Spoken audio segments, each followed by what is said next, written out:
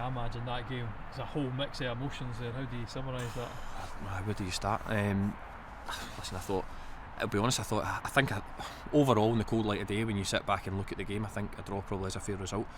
I think Cove, I don't know, I've said it many times, they're in a false position in the league for the squad that they've got and the players they've got. I don't think you'll find a harder front two than Five and Megginson, and obviously Elmsley as well, coming off the left hand side. I don't think you'll find a tougher strike force to play against in the league, to be honest. I think when they're on it, they're really good, and I thought they gave us real problems today. But at the same time, I thought we gave them some real problems as well. We were attacking play, some of our moves in the first half I thought were excellent, and we just lacked that wee bit of a finishing touch to it maybe.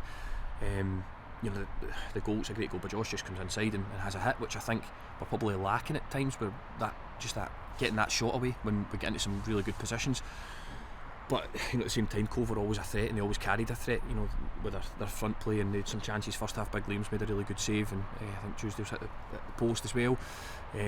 But at the same time, I still felt as if we were always a real threat going the other way, and we spoke at half time. I thought the next goal was massive. If we get it, I think it's game over, and if Cove get it, then it's game on. And the frustration for me is, for all Cove's brilliant play and for all really good attacking play that they have, the 2 goals aren't from that, and that's what gets me, and that's what's really hurting the group in there. Because, like I say, if they go and score a goal where they've opened up and they've played really well, you hold your hands up. But the goals we gave away today are really poor, and very, that's something we need to address, because it's something we've been very good at all season defensively. So we need to get that bit right, because as much as I thought we looked a real threat going forward, we looked a little fragile defensively, to be honest, as a team, not just the back four. But like I say, the goals that we give away are really poor. But one thing you've got to give credit to the group is that they go all the way to the end, and it's a fantastic finish by Luke Donnelly to go and get you the point. And I thought, listen, I'll be honest, I thought he was outstanding today.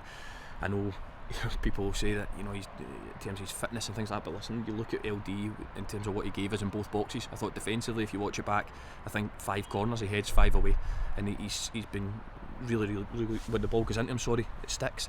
You look at his weight of pass, his goal is fantastic. So there's loads to like about us as an attacking force. I thought Louis Stewart got him and supported really well. Josh has got another goal. I thought Curtis Robertson Skuggs in the middle of the pitch had a really good game.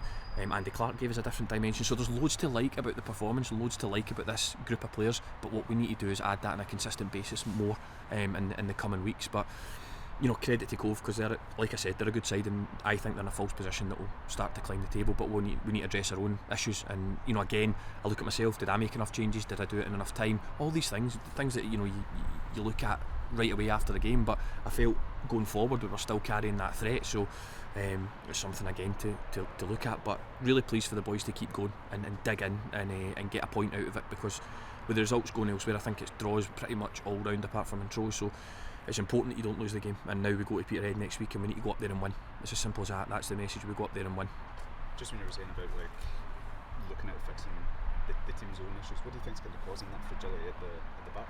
I think, it can be confidence, it can be getting into the wrong position at times. I felt today it wasn't that. It was just poor decision making really is the best, and that's really hard to replicate in training, but you need to work on it. You need to put people under pressure in training. You need to make demands on players to go and make better decisions, because ultimately that's what will decide whether players go and play at a higher level or they don't, is decision making. It's the most important thing in football, and I felt that recently we've just maybe got that side of it wrong, whereas I think for certainly first half of the season we were getting that right every single week. So, but they're good players, and they've shown that they can do it. They've shown they can do it on a consistent basis. So it's now about putting both sides of the game together, defensive and the attacking side of it, and going and putting in a real performance next week at Peterhead.